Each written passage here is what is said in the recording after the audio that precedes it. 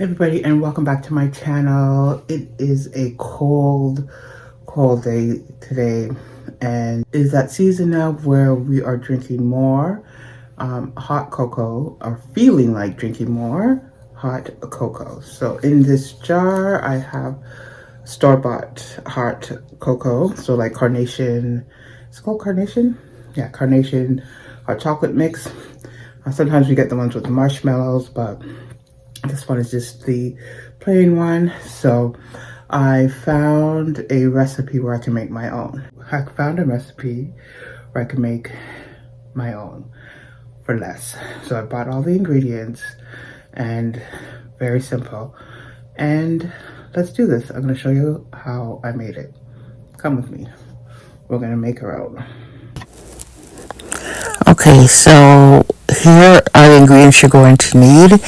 You're going to need some unsweetened cocoa powder, some salt, and then some dried milk powder. This one was skim milk powder. And you're also going to need some powdered sugar. And it's best to sift the sugar and the cocoa powder. And I'll show you near the end of why you would want to sift this. You don't have to, and I didn't, but I could see why it should have been sifted. So here I'm putting in 3 cups of dried milk powder into a bowl. You want to get a bowl that's big enough to hold all the ingredients properly, because you're also going to mix this.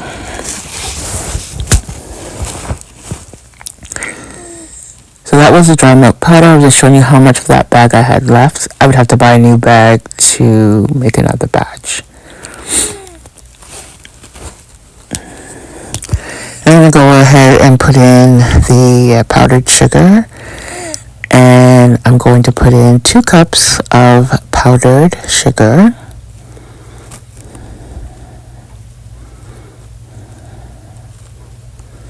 Very simple recipe. I'm going to go ahead and put in the cocoa powder, the unsweetened cocoa powder. And I'm going to put in 1.5 cups of the unsweetened cocoa powder. You can use any brand. I thought I had the Hershey brand here on hand, but I didn't, and so I had to go to the store and buy. But there's also store brand cocoa powder that's unsweetened. You don't have to buy a name brand. Then I'm going to go in with the salt, and that's just a 1/4 teaspoon of salt. And I'm going to get my whisk, and I'm going to mix everything together. I would have used a bigger bowl for this just so that I can mix a little faster, and just to make sure that everything got incorporated. Some of the things spilled out, so this is why I would use a bigger bowl. And if you look closely, you'll see little white clumps, even as much as I'm using a whisk to stir.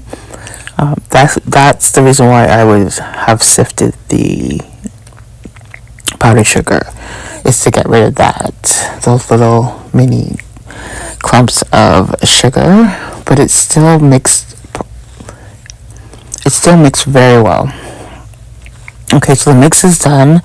I made sure I incorporated it all together, so just keep mixing till everything's really mixed together. And now I'm going to put it in an airtight container. I'm using a jar. Again, you can get, like, this jar came from the dollar store. You can use mason jars. You can also vacuum seal this if you're making big batches and you're not going to be using it right away. You can use vacuum seals, but any airtight container, just to maintain the freshness, will do well. So I'm putting it in this jar, and I'm going to put it in the pantry right near to our coffee tea station. And see, I'm just here showing you a close up, trying to show you the little clumps. So I'm going to close it all up, and then I'm going to put the extras in a Ziploc bag, because I know just over the next few days we'll be using this up. So the first time I've seen salt and hot chocolate together was my grandmother used to grate cocoa from Jamaica, and we would have it usually around special occasions, like around Christmas time, or just like it's a special Saturday night, and she grated the cocoa, and then we'd boil the milk, and then put the grated cocoa into the milk, and it'd be a whole thing. It was really, really good. So then I'm going to taste test this. This is a recipe I found, and so this is my first time making it and actually drinking it.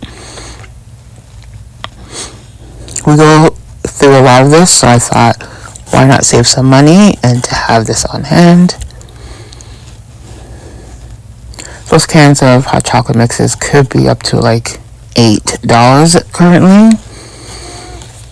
Between $6 and $8 for less than what I'm making here.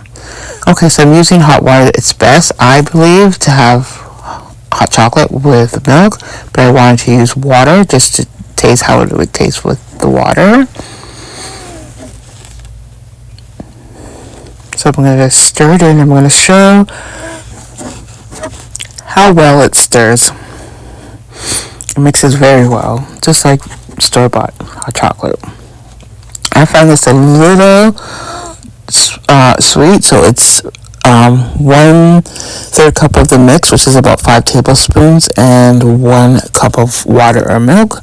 I would have put a little bit more, but you put and adjust it to your taste. So cheers, everybody. This was really, really good. I was surprised. So try this and let me know how it works out for you.